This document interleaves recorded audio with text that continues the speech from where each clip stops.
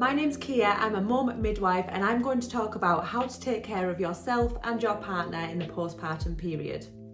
So this video is going to cover pain relief options, how to take care of stitches postnatally, whether you've had a vaginal birth or a caesarean birth, what to eat and drink to aid recovery, how to maximise sleep, and how to maximise your mental health. Pain management in the postpartum period. So take regular pain relief to stay comfortable. Paracetamol and ibuprofen are completely safe to take when breastfeeding. If you need anything stronger than this, get this prescribed by your healthcare provider. The best things to eat in the postpartum period to aid recovery. So you need to make sure that you're getting a varied diet and you're getting all the nutrition that your body needs to help it recover. So protein in your diet is essential for tissue repair and muscle repair. So whether you've got stitches down below or you've had a caesarean birth, protein is essential to get in your diet postnatally. Constipation postnatally can be quite common, so eating fibre and whole grains in your diet will reduce this from happening. So eating iron-rich foods is also essential to boost the iron level back up. The higher your iron level, the better your skin is to heal.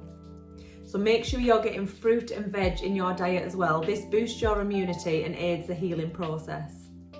Stock up on healthy snacks, things like cereal bars that have got a slow release of energy and just give you an energy boost throughout the day. And remember to stay really well hydrated, drink plenty of water just to replace all that fluid that you've lost. So the best exercises to aid recovery. So one of the most important things you need to do after having a baby is pelvic floor exercises. So pregnancy can put so much weight on their muscles and they're quite weak after you've had a baby. So you need to just strengthen their muscles back up and do regular pelvic floor exercises as soon after having a baby as you can. So during pregnancy, your abdominal muscles will separate slightly just to allow that bump to grow. Some women have a bigger separation than others, but in the postnatal period, it's really important that you do the breathing exercises to bring their muscles back together. And the sooner you can do these exercises, the better. So in the postnatal period, you want to really concentrate on rehabbing all of your muscles before going back into high impact exercise. So strengthening pelvic floor exercises, bringing back in abdominal muscles with breathing exercises before you then go on to do high impact things. So after having a baby, you just want to start with really low impact exercises and you want to listen to your body. So if you're finding anything really uncomfortable or painful, just stop doing that thing and consult with your healthcare provider before you carry on that. So avoid anything high impact at the start, avoid anything that puts too much pressure on your abdominal muscles. So a standard sit up or a crunches or anything like that, just avoid them at the start and just do some rehab work before you get into them things. So sleep and how to maximise this around your baby's needs.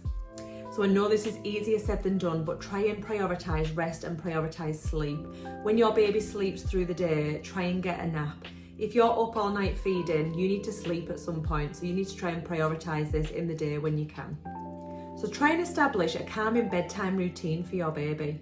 So this will signal to your baby and give them cues that it's bedtime, and it will just wind them down before going to sleep. So some things you could do is give your baby a warm bath, gentle massage, read them a book, sing them a song. Anything that's sort of calming before they go to sleep can help them wind down.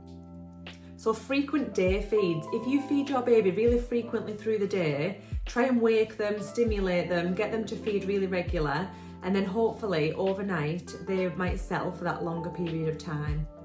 So try and limit screen time. So if you're on a screen or if you're on a phone right up until you go to bed, the blue light can actually stop you from sleeping.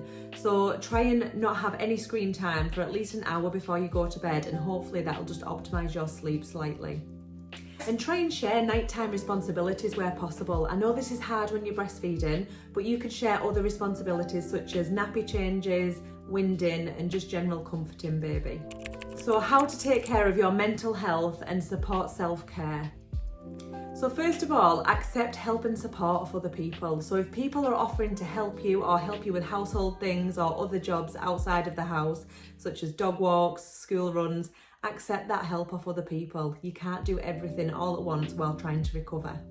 Prioritise rest when possible. So if your baby's settled and your baby's sleeping, prioritise this time to rest if you can. So as we discussed earlier, hydration and nutrition. So getting what your body needs to recover will also massively improve your mental health. Schedule time in your diary to do something that you enjoy. I know this is really hard to do, but treat it like a GP appointment or a midwife appointment, and something that you can't miss unless absolutely necessary. So even if it's going for a walk, having a bath, reading a book, it doesn't need to be anything too long. Even if it's just half an hour out of your day, try and prioritise it and book it in as if it was an appointment. So bonding activities with your baby. So things like skin to skin contact, gentle massage, bathing your baby, anything that just promotes that emotional connection is really good to do. But most of all, just be kind to yourself. Allow yourself that time to adjust and transition into parenthood.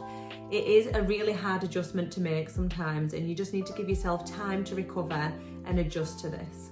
I hope you found this video helpful, and I hope you've taken a few tips of how to take care of yourself in the postpartum period.